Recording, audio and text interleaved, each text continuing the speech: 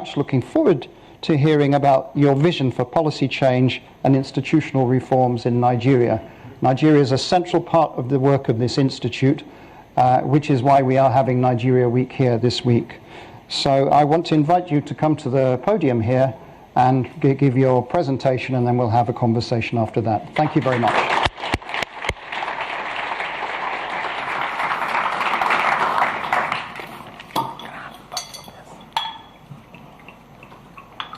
Thank you.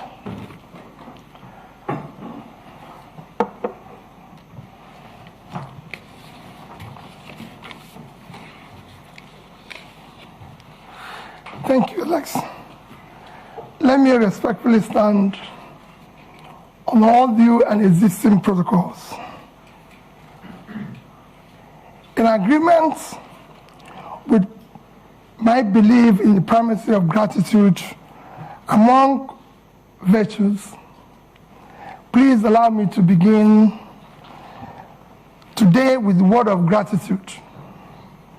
I'm most grateful to Chatham House, Dr. Ellis Vines and his team for the global impact of their mission and commitment to engagement with nation building in Nigeria. In providing this global platform to interrogate the vision of those seeking to lead Nigeria at this time with clear existential threats, as I will discuss shortly, are pervasive across our dear country. This Chatham House event challenges us to a new thinking.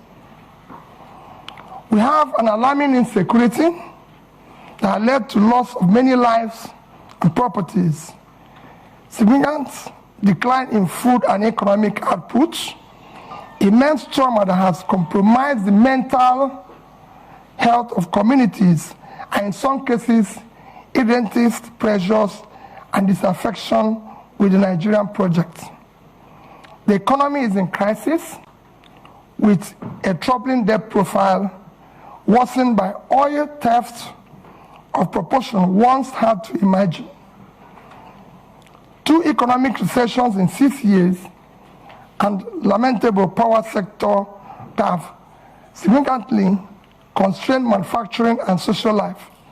The Nigerian state is captive to an elite gang-up and a rentier political economy that concentrated power in hands of those who came to power and influence mainly through their own contrivances and influence rather than affirmation of the people, and therefore do not have the incentive to serve the people. Even after exploiting the ethnic and religious cleavages, sentiments to ascend to political power, the very people on whose sentiments they grab power often become the primary victims of such political fraud that has rendered Nigeria a failing state with worsening leadership crisis. Consequently, Nigerian democracy has been on the wane, evident in Afrobarometer longitudinal tracking, which reveals low voter turnout. But this seems to have turned around dramatically last year, allowing independent National Electoral Commission to register over 12 million new voters, with many more complaining they wish to register, but unable to do so due to INEC deadline. What prompted this turnaround? We may ask. The reason for these very high stakes are lurking in the facts of demographics, with our dominant population, the youth, frustrated and unhappy with the status quo and diminished opportunities in Nigeria in an age of globalization, when internet can easily reveal to them prosperous homes of those who live in a better led and governed countries. How did we, Nigeria, get here in such an economic decline that we have overtaken India as a home for the biggest pool of absolute poor in the world, when they are 7 times our population.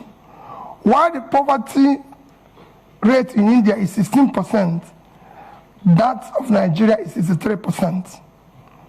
With 133 million people classified as multidimensionally poor. This is unacceptable and needs to change. What Nigeria needs is a great escape. As 2015 Nobel Prize winner in economics, Angus Deaton of Princeton University elucidated that what separates poor and rich nations is attributed to health and education. But what provides quality health and educational system for a society, committed and focused leadership that can build and sustain public wealth, as I was told by Professor Donald Jacob of Kellogg School of Management. In many ways, this is the heart of my remarks today, which are deeply rooted in my upbringing, particularly my mother's counsel, that I live a life of positive impact and manage both personal and public resources most prudently for the sustainable, inclusive growth of development of the society. It is this principle that guided my stewardship as governor of Anambra State of Nigeria and led to our much commended performance with some prize awards to show for it. Some awards for outstanding accomplishments in key Millennium Development Goals, now Sustainable Development Goals. It is the same counsel and principle that is guiding and motivating me to offer to serve in a new Nigeria. The answer lies in leadership, institution, and demographics. The good news is that the demography is driving the change we're seeing in Africa. With election after election last year in Africa, in which establishment parties are being upturned by new and small parties. It is this change that my vision of policy change and institutional development is rooted in a push for a broadened scope of social mobility and freedom for Nigeria, particularly for the youths and women. Like the former British Prime Minister, Harold Macmillan, said, at the start of the independence decade, a wind of change is blowing across Africa. Today, that new wind of change sees the ballot box as being instrumental to changing of bad leadership. Senator Yusuf Dat Ahmed, my running mate, and I are committed to new politics that start with ethics of servant leaders and anchored on marriage of clean hearts and skillful hands. We know that unless we change the politics by changing the political leadership, we are stuck in this terrible state of underdevelopment and misery. We will build patriotically our institutions, particularly the ones directly responsible for implementing government policies, to make them fit for purpose. It is not to be doubted at the global scene that Nigeria is blessed with some of the most entrepreneurial youths in the world, in science, in business, in art and entertainment. We believe that what remains is the changing of leadership class from predictors to creators of value, from those whose wealth and power drive from the institution of the nation and its people to those who have demonstrated competence, character, capacity to invest in human development, create prosperity, and instill right values and ethical conduct deserving of servant leaders. Nigeria today is at a critical juncture, and the people led by the youths, brutalized by bad leadership, are awake and leading the movement to transform Nigerian politics and restart the engine of economic growth and social stability. We count ourselves honored to be trusted especially by the youth, to lead this democratic revolution, and we are deeply pledged to do so with sincerity, accountability, and unquenchable love and desire for a better Nigeria. We are simply the symbol of Nigerian youth struggle to reverse this ugly trend that keep driving them into social anomia, despair, and rejection of their country. We are determined to do everything that needs to be done to rescue and lead our country to prosperity, freedom, security, and peace. We will use merit to assemble competent Nigerians from all sections of Nigeria to form effective government of national unity. At the heart of my goal here today is to look at our Labour Party's key policy plans and how they will drive up the quality of life of average Nigerian, dramatically reduce poverty, and return Nigeria to a place of strategic relevance in a world that needs a thriving and well-governed Nigeria, stabilizing the continent of Africa, making it high-value add for a planet impaired by environmental challenges, terrorism, and inequity. I also plan to speak on institutions and how the leadership we offer can facilitate the evolution of stronger institutions with the rule of law a key anchor to nation building in Nigeria. I have no doubt that the policy choice we favor and the strong institutions Labour Party will facilitate will move Nigeria from a country of rent seekers sharing oil receipts and consuming conspicuously to the one that produces based on vast factor endowments whose value chains can move us towards a high employment economy. We will turn our youth budge to a democratic dividend rather than today's harvest of time bomb of violence, insecurity from uneducated, unemployed, and marginalized youth. This forms the first and most important thrust of our government priorities, without which the rest will not be achieved, to secure Nigeria, end banditry and insurgents, and unite our dear nation to manage our diversity such that no one is left behind. The growing insecurity you see in Nigeria today is not because the enemy is formidable. It is not a lack of focused leadership, ineffective security government structure, and poor coordination from the center. All this needs to be addressed by first projecting strong leadership, signal that will allow both state and non-state actors to be mobilized around single vision. Then by pursuing a robust reform of the security governance structure, coordinating mechanism that assures all levels of government, federal, state, local, with three-level policing are aligned with strong collaboration with partners from both private and development groups to provide required services and deliver results for every Nigerian. Once this is done, it is important to have a single, clear, coherent, consistent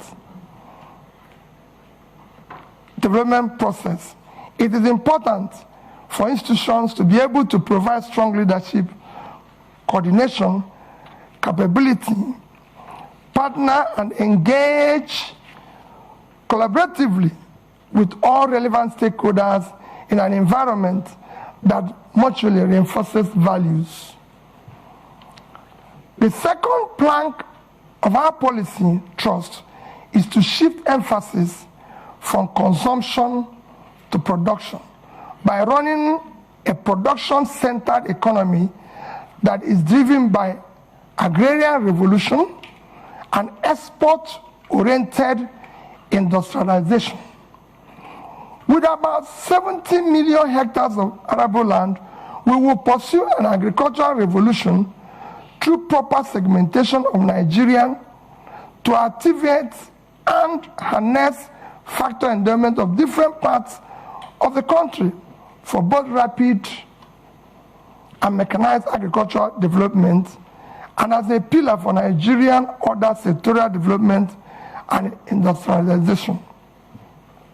We will incentivize and invest in our agro-cluster and industrial cluster development across our geo-resource zones to take advantage of agglomeration and scale effects, of particularly in the northwest, northeast, and north central regions of Nigeria. We will dredge both River Niger and River Benue, build dams massively to support planting of economic trees across the country for local usage, poverty and elimination, export and revenue generation.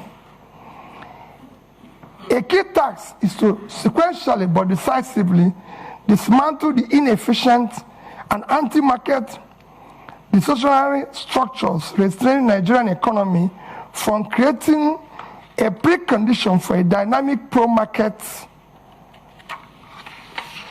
economy.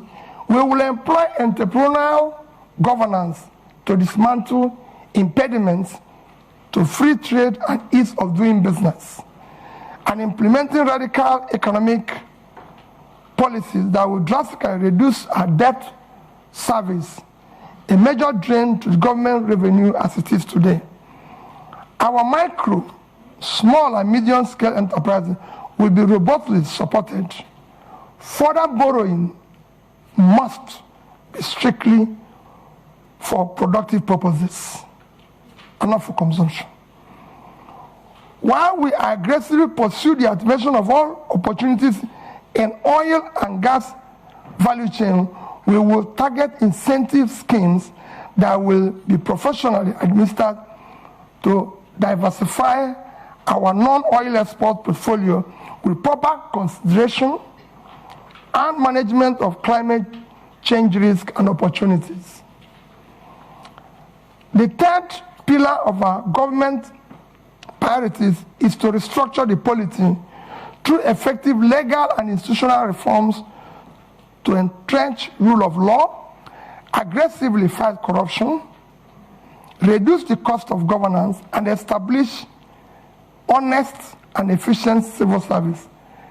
Reducing costs of governance in Nigeria is an effective way of fighting institutional corruption. In addition to reducing the cost of governance and streamlining government operations for efficiency and effectiveness, we will ensure that reforms we pursue will not in any way affect the livelihood of our hardworking and efficient civil servants. Critical to fighting corruption, we will install a new budgeting system founded on a cardinal principle of public accountability, objective setting, and program implementation. This is against the extant budgetary principles of revenue mobilization, expenditure allocation, borrowing without emphasis on monitoring, evaluation, and feedback. We will enforce principles of performance, auditing, institutionalized monitoring and evaluation process of the entire public service delivery as the primary means of actualizing our vision of the new Nigeria. This reform will institutionalize our personal involvement of both the President and the Vice President in setting budgetary objectives of MDAs and monitoring, evaluating the implementation process through Office of Regulatory Review in the Office of the President. Budget monitoring and evaluation capacity will be strengthened within the Presidency. We will embark on effective micro and physical restructuring to quickly restore physical viability by discontinuing unaffordable subsidies which have left a black hole in government finances. Fiscal and monetary policy will be properly coordinated, with each conventional tool transparently instead of distorting markets in favor of privileged few. For instance, an avoidance of doubt, we will collaborate with Central Bank of Nigeria for a transparent liberalization of our foreign exchange market and dismantling of OPEC multiple exchange rates. Regime which effectively subsidies few privileged persons. We will seek to boost the supply side rather than continue to concentrate exclusively on demand management of foreign exchange. When unaffordable subsidies are removed, some carefully calibrated transfers will be used to cushion adverse impact on economically weak. If the competitiveness of the sector is to be enhanced, then we will do so via enactment of transparent and specifically target fiscal and trade policies designed to stimulate investment and growth. Revenue shortfalls and leakages such as oil theft will be dealt with decisively by holding persons in position of authority fully accountable. The fourth plank of our governance priorities is to leapfrog into the fourth industrial revolution through application of scientific technological innovation to create digital economy. Building on the gains of agriculture-led manufacturing and export, we will pursue development of knowledge and skills to leverage on the emerging disruptive digital technologies, automation, Internet of Things, artificial intelligence, robotics, virtual reality, blockchain technology, biotechnology, and data science, all of which are the heart of the fourth industrial revolution. The fifth plank of our government priorities is to build expansive infrastructure for efficient power supply, rail, road and air transportation, and pipeline network through integrated public-private partnership and entrepreneurial public sector governance. Our solution to the perennial power problem in Nigeria is comprehensive and it's well covered in our manifesto. We will ensure that we deal with the issue of transmission, distribution. However, we will immediately complete the 2.3 billion Nigeria Siemens network improvement deal to achieve a stable 7,000 by the end of this year, 11,000 megawatts by 2024, and 25,000 megawatts by 2025. We will support local manufacturing capacities and power technologies and encourage and expand local R&D in universities, training centers, and workshops, through which many jobs will be created. Our sixth priority program is to enhance human capital development of our youth for productivity and global competitiveness through investment in education, in research, quality health, and entrepreneurial education. The World Bank Human Capital Development Index ranks Nigeria 168 over 173. To move Nigeria right to the top bracket of the index, we will pursue a Marshall Plan type program on education that incorporates compulsory technical and vocational skills, sports, entrepreneurship, programming, digital skills from primary to secondary school level. In line with this commitment to transform our educational sector, we will prioritize funding of this critical sector. Our tertiary institution will be remodeled to serve as hubs and centers of research, development, and commercialization of ideas for quick industrialization of Nigeria.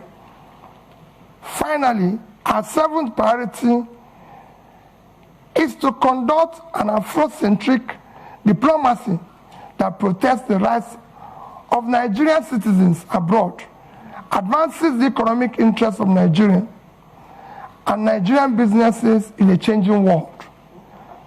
In concluding, let me say that the problem with Nigeria is at once complex and simple. It rests on leadership. As our erudite Professor Chinua Achebe stated, the trouble with Nigeria is simply and squarely a failure of leadership. In Achebe's view, there's nothing basically wrong with Nigerian character. The Nigerian problem is the unwillingness or inability of its leaders to rise to the responsibility, to the challenge of leading in the front by example, which is the hallmark of true leadership. When people of competence, character, commitment, compassion take over the leadership and pursue their mission and tasks with seriousness required, a new Nigeria characterized by peace, unity, prosperity, inclusiveness will be achieved and sustained. That is what's driving Dati, Baba Ahmed, and I to join to offer to lead this desire and crusade of Nigerian, particularly the youth, for an inclusive and sustainable Nigeria that works for all. In line with my upbringing, especially my mother's counsel, my promise is that Nigerian resources will be most prudently used for Nigerians. And as Commander-in-Chief, I, Mr. Peter, will sincerely pledge that our path with Nigeria will be diligently pursued to create a new Nigeria characterized by sustained and inclusive growth and development for all. Thank you, and God bless all of you.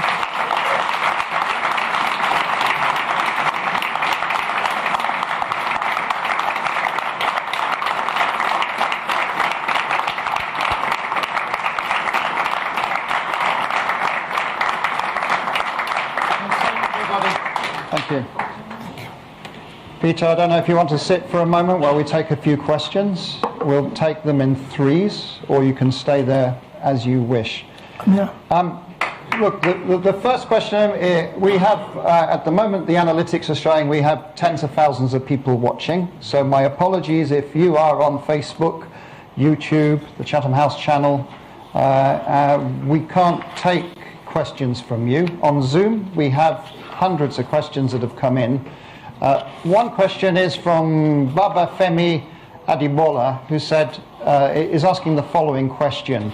Given the complexity of Nigeria's democracy and the Labour Party not projected to have the majority in the National Assembly, how would you work with legislators to ensure the radical reforms you are proposing come to light if you win the presidential election? So that's one question. Just hold that there. And I'm going to go right to the back of the room, right at the corner there. The gentleman right in the corner. Yes, so yes, you. Please go ahead. Introduce yourself and one question, please. Thank you. All right, thank you. My name is Ajiboye Tsumishi from Huddersfield University. So my question is simple. The activities of the hip-hop in Nigeria is on alarming rate every day. And with all the policy, beautiful ideas that you've listed down, sir, without tackling security head-on, they are impossible. So, one of the allegations given to you is that you've not condemned the activities of the IPOB. So, and tackling of security. Can you sum up, please? Let me land. Tackling of security. Yeah, ladies and gentlemen, let's. Sorry, I'm a student. We have to line. Tackling of security. How will you tackle it, sir? Are you introducing? Yes. Please. Are you introducing state police, or are you strengthening the federal government security apparatus? Thank you. Thank you very much. I have another question that has come in, which I want to ask from our virtual audience, and it's from Vivian Achekwezu, who's asking the following. Vivian is asking, for many years Nigeria has underinvested in healthcare. What are your plans for achieving universal health coverage, where access to healthcare is a right rather than a privilege, as well as ensuring sustained funding for epidemic preparedness and response? We did have a similar question for Mr. Tunubu in the last session that we did. So there are 3 questions there for you, Peter, and then I'll come through the audience here. Please just be patient. First question is, how do you deal with the legislators, considering that Labour Party is probably not in control of the legislative arm of the government? Quite frankly, I have been through this as a governor. When I was elected and sworn in as the governor, I have 30 House members, not from my party. In fact, nobody from my party was involved. As long as you are pursuing what is right, everybody will go with you, because the legislator is insecure in his place. He knows that his people are without job, and that's what he wants. He wants development. What else is he elected to do? It becomes a problem when you are pursuing transactional policies, which will benefit you, or you are engaging in nepotism where you have to. But if you address it by strictly following the Constitution, which spells out that the system is characterized by simply that we have diversity and all is included, and you did the right things, you don't need to worry about that. On the issue of IPOB, maybe you're not following me. Even yesterday, I spoke about Biafra being ended 53 years ago. It's all over the place in this space. I condemn all agitators, but in condemning them, you have to look at what brought about these agitations all over the place. It's not only IPOB. We have Yoruba Nation movement. We have all sorts. When you have created this level of massive poverty, where 63% of your population is poor, you're going to create all sorts of problems. I was speaking to a British minister this morning. I said we have about 40% unemployment. And we have about 60% youth unemployment. Young people in their productive age doing nothing. If you have 15% unemployment in Britain today, you're going to have massive, remember, agitation. Nobody will be able to leave his house. So what you have seen is a cumulative effect of leadership failure over the years, which will be solved by good governance. When people start seeing justice, fairness, and inclusive government and doing the right thing, all those things will start reversing itself. And that is what me and that is offering. I will talk and discuss with all agitators. There's nothing wrong in that. People agitate even in my house, and I talk with them.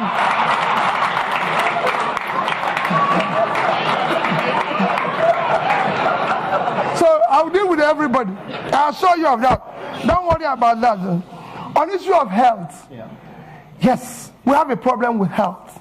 We have underinvested, and because our government have not prioritized our development agenda, everybody knows that the only measure of development that is recognized globally today is Human Development Index. And this is hinged on 3 items. Life expectancy, which is health. And we are low in that. Nigerian life expectancy today is about 50-something, as against the global average of 72. So we're low. Same in education. So it's to prioritize that. I just gave somebody an example. In the past 5 years, from 2015 to 2021, Nigerian budget in health is under 2.5 trillion naira for 200 million people. It's unacceptable. Even this year, our budget for health is about 1.5 trillion. Our budget for education is about 2 trillion. 2 of them combined, annual budget is about 3.5 trillion. When your 6-month budget for subsidy, which is a criminalized, listen, if 3.6 trillion is unacceptable.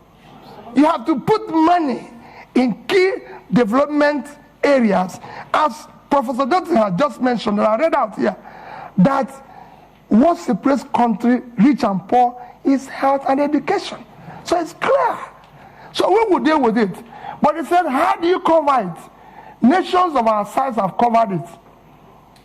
How did India, for 1.4 billion people, cover issue of health? How did Indonesia cover that? We have big nations that have done it well. If we don't know how to do it, we learn from them. There's nothing wrong in learning if you don't know how to do it.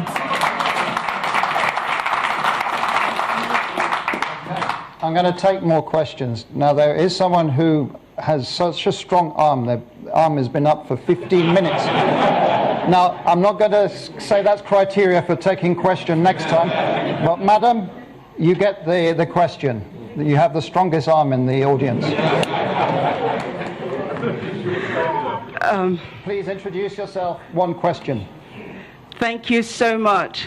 Good afternoon and welcome, sir. My name is Priscilla Winkbo, and I'm an independent broadcaster here in London.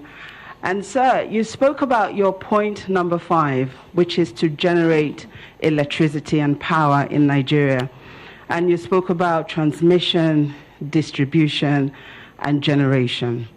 But I think it's fair to say that our problems with power goes beyond those 3 areas. And the main problem that I see here is this. We have a population, or part of the economy, shall we say, those who supply spare parts, the engineers, those who work within that sector, whether it's those that are selling generators, and we know that that issue is perhaps the biggest issue when it comes to our power generation. So my question here is this. How do you plan, number 1, and I'm going to take a risk here, to deal with the big boys, and how do you also plan to address that economy that will then no longer exist because you have generated power? Because I'm sure that they too will rise up against it. Thank you so much. Thank you very much. We did online have lots of questions about refining also, and so this is a key issue that people are asking question about. So the gentleman there, a bit further along.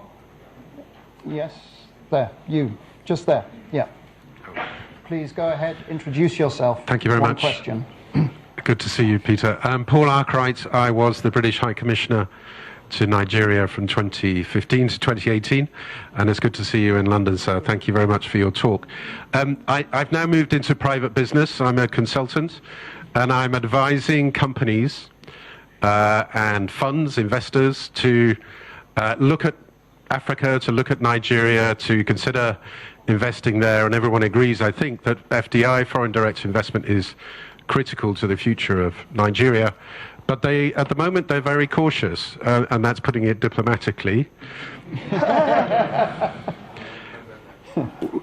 When you become president, sir, could you tell me the sort of 3 things you would do in the first, let's say, 100 days, which would encourage, which would send the right signal to foreign investors to look again at Nigeria, not just look again at Nigeria, but to invest in Nigeria? Because as you know, I'm one of Nigeria's strongest supporters, and I think this is a country which is worth investing in. Thank you.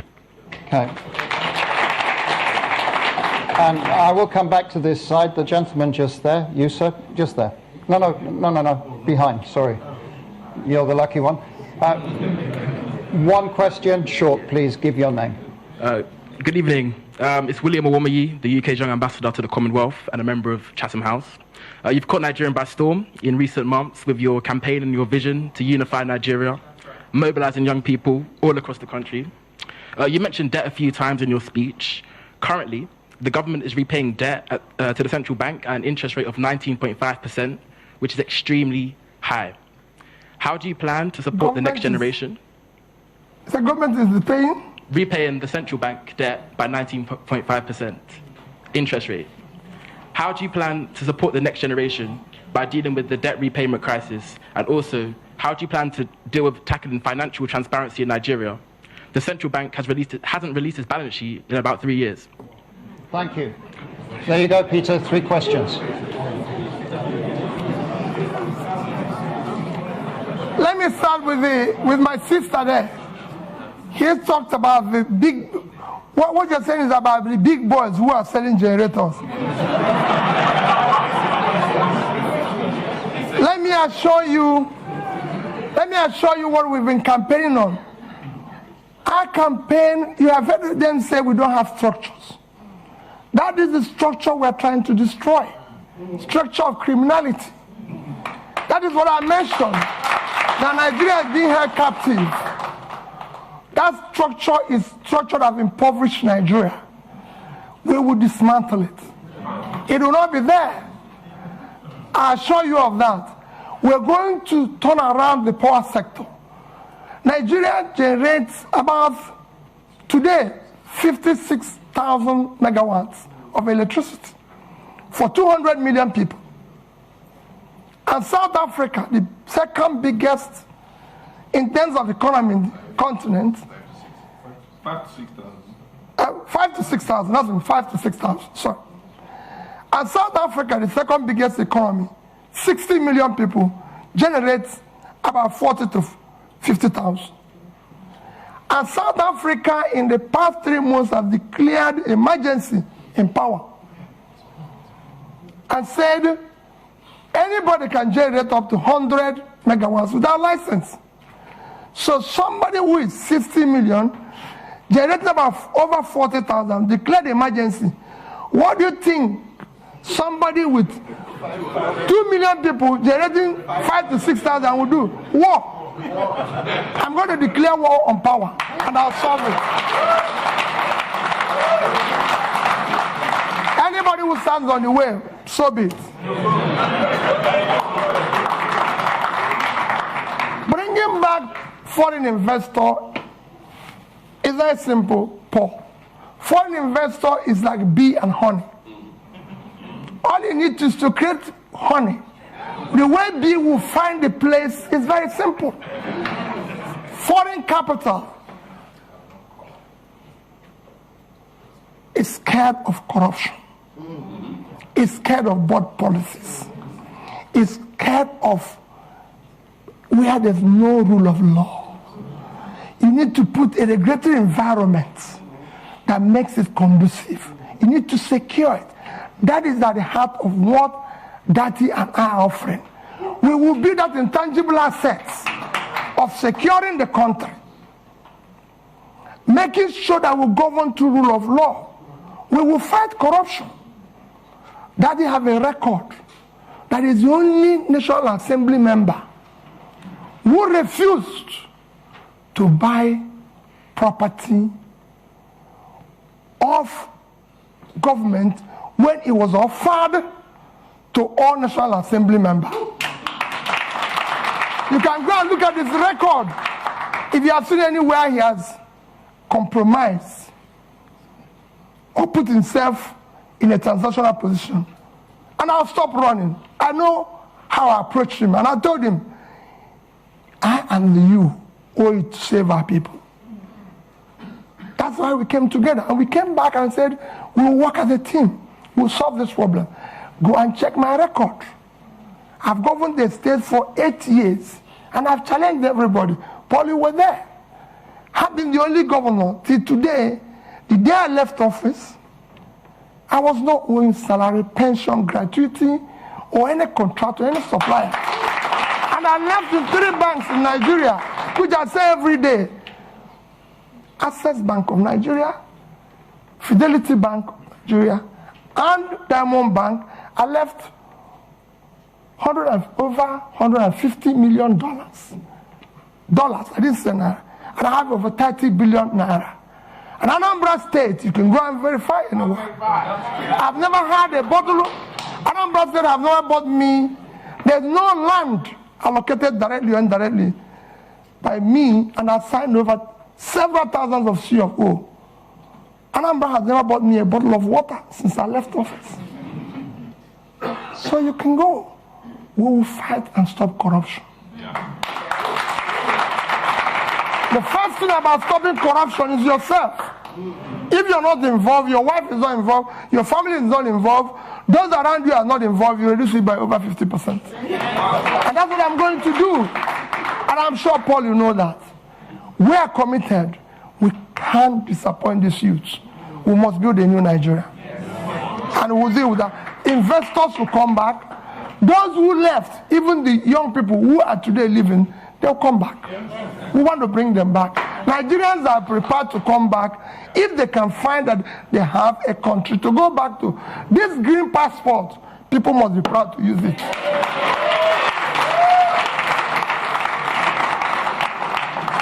On issue of capital, where do you find money? My young brother, there's nothing wrong in borrowing. Borrowing is a legitimate way of every government I've studied in the world borrow. Even Britain, as we speak, owns over 70% of their GDP. Every government I know lives on borrowing. Even Norway, with 1.4 trillion sovereign wealth, is owing. The economies of the world, the 3rd biggest nation in the world is America. The debt of America today is almost 100% of their GDP. The second, China, is almost owing over 60% of their GDP. Japan owes over 230% of their GDP. But let me tell you the difference. Japan is owing over 230% of their GDP. They invested the money to save their economy. And in that, even with that, Japan is still the highest holder of US treasuries. So there's something they can fall back on. What has happened? So borrowing is not wrong. If I have done, I compare 2 countries that borrowed with Nigeria and how well they've done. But what has happened is that when you borrow for consumption, you have a crisis. Nigeria borrowed for consumption. Nigeria in 2015 had a GDP per capita of $2,550. And they were owing about 15 trillion naira. Today, with central bank ways and means, we are owing over 75. So we have grown that debt by about 400%. But our per capita is 2,000.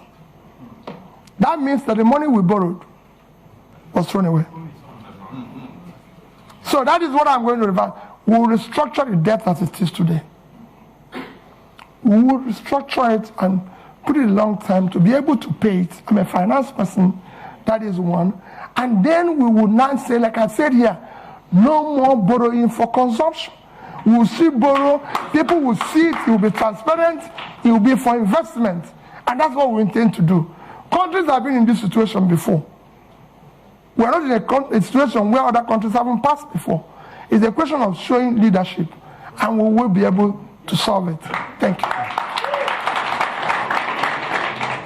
I'm coming back. We are now almost around 60,000 people just watching us and sending in questions, so we're trying to be at least a bit inclusive. We have a question from Debo Ademoyo, who is asking, what are your policy ideas on climate change? Do you have a plan for ensuring sustainability in a new government? So that's one question. Then there was a joint question from Miss Etty and Zindi Anthony Levy. And they're asking, insecurity is a major problem. What are your plans in tackling this? What are your plans in terms of security sector reform in Nigeria? I'm going to take two more physical questions in the room. The lady right in the front here. So I'm not going to discriminate with the front rows. Please, go ahead. Thank you. Chi Chikwendo. I'm a practicing solicitor here, advocating, of course, for rule of law. Thank you so much, Your Excellency, for the inspiring exposition on your vision for policy change and institutional reforms.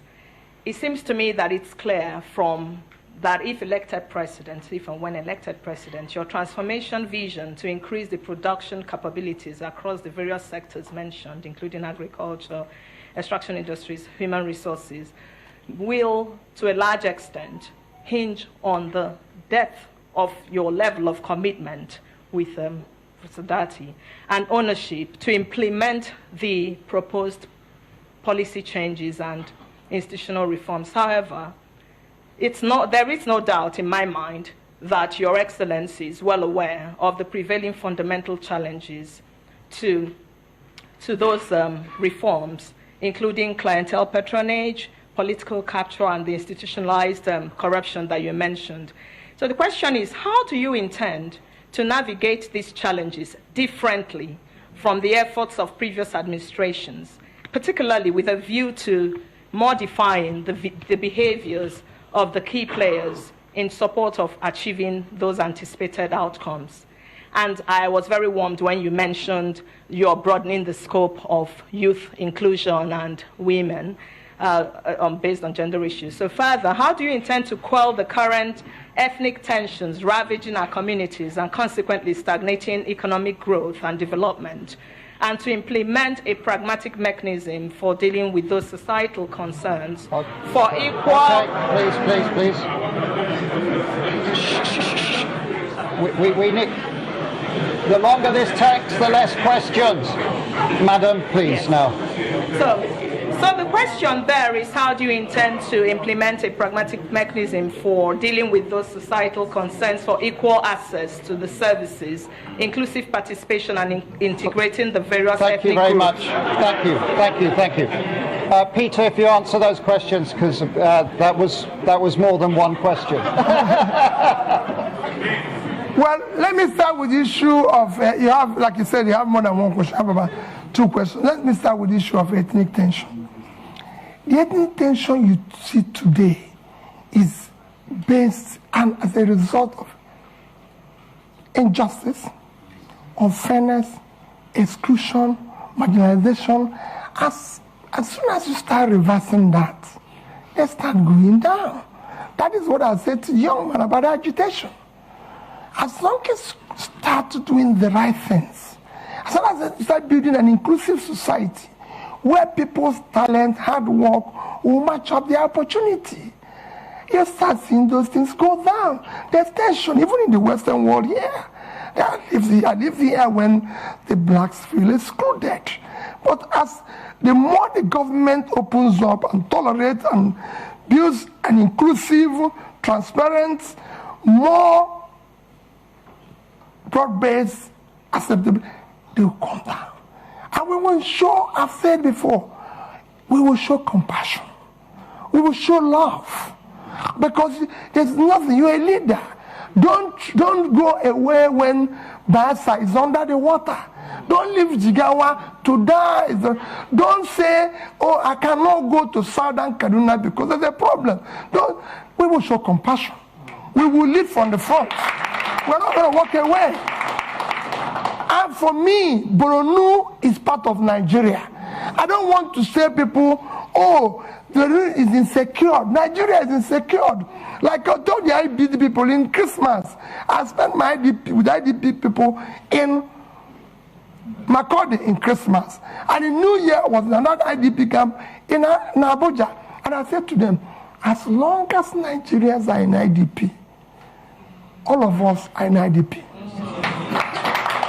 I will not allow, and I know that you will not allow it, for any Nigerian to remain in IDP while we're sleeping in our mansions. Never. They must go back. On issue of challenges and dealing with the challenges you foresee are there with such challenges at the Anambra level. And I'll show you the same challenges. We're not going to, as long as you're not involved in this transnational governance, you can deal with anybody. And we're not going to compromise. We have an issue, I said, we're at an existential threat that we don't need to. There's nobody, there's no sacred cow. You either be a Nigerian or you can find another country. We have a country with the rule of law. It will be the same level playing field for everybody. I want to solve the problem. For example, I said it without equivocation. I must pull out the poverty that is devastating the north. The vast land in the north is far more in terms of assets and source of revenue generation and exports for Nigeria than the oil. It's very simple. And I give you an example of one state that I use every day. Niger State is 76,000 square kilometers. Precisely 76.3 thousand square kilometers of land. 7 local governments in that state is under control of bandits. I've tried to interview them because they have no job. They have nothing and everything.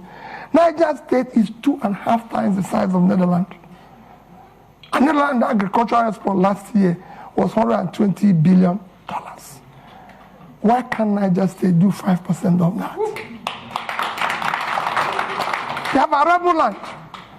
And all they get from the revenue, from the sharing, which is the consumption, is less than 50 billion naira. When they have minus their debts and everything. If they earn 6% or 5% of that, it's $6 billion. At 650, it's about 4 trillion. 80 times what they get from here. We will change it. Somebody talked about tackling insecurity. I've said it extensively. It is our first commitment to secure Nigeria. Securing Nigeria is not impossible. I secured Anambra State, that's gone. And it won't be different. I've said we will deal and talk with those we will win, we will talk with those who are winnable. It will be carrot and stick. And those who don't, we will deal with them. We're not going to shy away. Nigeria must be secured. It's a country. Every country must be secured. But we are not going to walk away from the problem. We'll deal with it. We have our armies and military used to secure Africa. So this is time to go back and resonate that spirit in which they used to secure Africa to secure Nigeria. And we will deal with it. On climate change, I've always said we'll follow the protocol. And I did mention here about issue of things like planting trees, issues of dredging. These are some of the climate change issues, because as you see today, we have a situation where there's flooding in Nigeria because we've not dredged River Niger, River Benue and everything. And I said it consistently. This is not difficult. We've awarded contracts for it in the past. Today, every Egyptian will tell you, no Nile, no Egypt. They have used it to improve the water transportation, which dredging this one will do. And that's a long fighting climate change. They've used it for other means, which we will use the same River Niger and River Benue to do. River Niger and River Benue combined River Niger is 4,200 kilometers long. River Nile is 1,400. River Benue is 1,400 long. So two of them are 5,600. Nile is 6,650. If Egypt, an African country, can dredge, maintain River Nile, Nigeria is big enough to deal with this, and we'll deal with it. And I assure you, you see the difference, it will be clear. other protocols of climate change, we will follow it. Where we find difficult, we will negotiate and talk with other involved in that. We are signatory to it, and it's devastating the world today. So we must follow the protocol. Thank you. The clock is ticking. We're on borrowed time now, but we are going over, as I said. So there's right at the front here, there's a gentleman there. I'm going to take 3 questions, and then I think the clock is going to have had its say. Short and sharp, please. Go ahead. I'll keep it short. Hi, good afternoon. My name's Alexis Akwajiram. I'm the managing editor of Semaphore Africa. My question is, if you become the next president, would you seek to keep the current central bank governor or replace him? And please explain your answer. So, the gentleman in the middle there. Yeah. Please. Go ahead. Good afternoon, and thank you for your remarks. My name is Chibuikem Ugongadi. I'm a master's student at King's College London, and it's funny, actually, my question is related to him. Given the debacle at the central bank currently and their conduct over the past 8 years, what is your view on central bank independence as a tool to improve economic growth? And how will you what will you do about the leadership at the central bank when you become president in order to make sure that their principles are in line with yours on monetary policy? Thank you very much. The lady over there. Yes, madam, you. Yes, but sharp, please. There's a microphone just here. It's next to you. Just there, please. Aha. Okay, Your Excellency, good afternoon. So my question here is this. You talked about restructuring. As you're aware, Nigeria can barely service its external debt. Nigeria can barely service its external debt. Our current external debt, we cannot service it, or we're finding it difficult to service it. Now, when you become president, how do you intend to restructure our external debt without actually downgrading our rating in the market? Thank you. Thank you. And your name, just so we have it? My name is Ifeyinwa Umunakwe. Okay, thank you. And then if we move the microphone to the lady just there, last question. Yes. Good afternoon. Nice to see you again, Mr. Obi. My name is Kenneth Chukwuwabo. I'm a PhD candidate at the University of Cambridge. I study public-private partnerships in education. I read your manifesto, and it seems PPPs are taking a central stage in the education sector. So I wanted to ask, what is your rationale for involving private actors in public education, and what governance structures would you put in place to ensure the accountability of these actors in a sensitive sector such as education? Thank you. Thank you very much. My apologies. We've run out of time now. I'm watching the clock.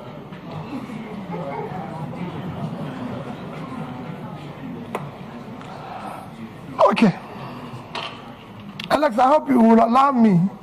There's somebody here that is so keen. When I was coming in, he had a question that is so interested, and is like, so I told him, if I have opportunity, I will request and answer it publicly. Okay. Let me again go. People are talking about the central bank governor. The problem, first, let me assure you, central bank will maintain its independence. It will be respected. And again, it is not the problem of the person there. Central bank have a role of monetary policy, if I'm right. Then you have this physical space. It's like a street football. When the person who is supposed to be in the physical space is no longer, it's like you go to a football match, and somebody who is supposed to play in a particular wing is no longer there. You find people playing various wings. The weakness of the physical space allows the monetary space to take over, and in supporting, because there's a weak governance structure, that is where we're able to do what we're doing. What is happening today is happening. So if you're replacing Godwin and putting somebody with that level of fiscal rascality, which is what is fueling our inflation and even our rate of exchange today. These are some of the things you need to cut. As long as the government continues on that fiscal rascality, that situation will occur. That's what you need to fix. I won't say what will happen. His term is actually coming to an end, so it won't be too long. So that's that. I assure you that we'll deal with that. You asked about PPP in education. I said you're in Cambridge. Is Cambridge run by British government? No, I just want to know, because I don't know. When we're talking about PPP in education, we're talking about tertiary education. We're not talking about basic education. We will ensure that basic education is free, and we will drive it aggressive, because we have 20 million out of school children in the north, which I've said we will deal with decisively, because those children mostly have learned Quran, which means they're intelligent. We will meet them at the point of learning Quran and teach them skill. For the tertiary education, we must find a way to fund it in a collaborative way, public partnership, in order to be able to ensure that 4 years will be 4 years, not what is happening today. That's what we mean by that. And it will be, you'll see, it's a win-win situation. That's it. No, not the basic. It won't be the basic. Then, issue of barely servicing our debts. We're not, I've said it before, we're not the only country that have gone through this. Once we move from consumption to production, what we're going to do first is that what you see today, we're inability to service our debts, is because of fiscal rascality. You're paying unsustainable subsidy, which will be stopped from day one, because it's a criminal thing. You're no longer generating money because they're stealing oil. And the only people who can steal oil are people in government, because ordinary people cannot steal oil. You can't put it in your pocket. It's something that you come with sheep. So all those, and you stop corruption, the waste, everything. And you go to seek to ensure that the revenues of government are properly collected. These are things, when you have tightened all the leakages and wastes, you'll be able to increase your position, and you negotiate and be able to service them. Look at it, just to give you an example. Nigeria is today the only OPEC nation, apart from Venezuela, because of sanction, that is not meeting up its quota. Because over the years of oil theft, the multinationals and everything have not been investing, coupled with the theft and everything. You're not realizing what you're supposed to. Every other nation that is in the same condition was able to bring down their rates and inflation within this period of Ukraine war. I'm not saying it's good to wait for war to be able to get more revenue, but people are taking advantage of it, because it's there. And you can't run away from it. But we couldn't take that advantage. Our situation got worse because of poor management of our own physical space, which will change without an eye. And finally, like I said, somebody kept telling me that issue that people have been saying that if I become president, that there's issue of being, how do I say, what word do they use? Stingy. Pat knew the question of stingy. How are you going to manage? Because they said you'll be stingy and everything. And let me say it publicly that people don't know what it is all about. at the heart of poverty is capital formation. And you can't go about capital formation without savings. Even in the most developed world, which is why I said that Japan holds highest amount of US treasury. If you listen or you go and read about what Professor Ragnar Nask done in the 50s, it showed it clearly. Capital formation is the heart of poverty. Without capital formation, you have low productivity, low income, and you produce poverty all over the place. What I was doing as governor, I was the best governor in Millennium Development Goals by the UNDP. You can go and check that.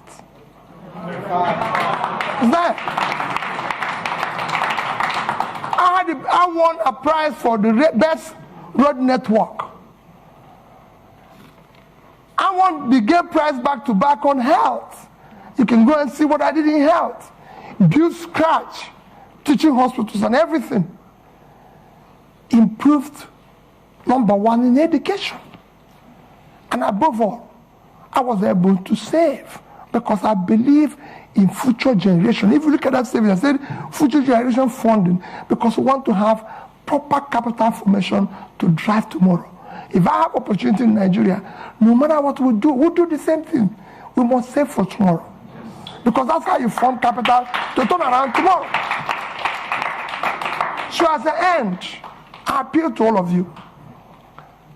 There's nothing more powerful than an idea whose time have come. Victor Hugo. The time today is to have competent leadership with character, commitment and compassion. And that's what Nigeria is yearning for. That's what Dati and I are offering you. Let's have opportunity to build a better Nigeria. Thank you.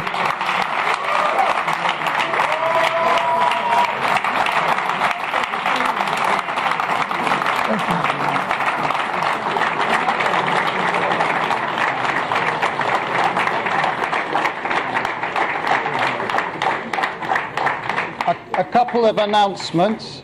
First of all, INEC Chair speaking here tomorrow, same time, 1 o'clock. You're welcome. It's also going to be live streamed. NNPP presidential candidate Wednesday, same time. And finally, again, just to thank Peter Obi for coming to Chatham House. And good luck in your campaign. And please, if you can just remain seated or on the side while Peter Obi leaves. Thank you very much and have a good afternoon. Okay.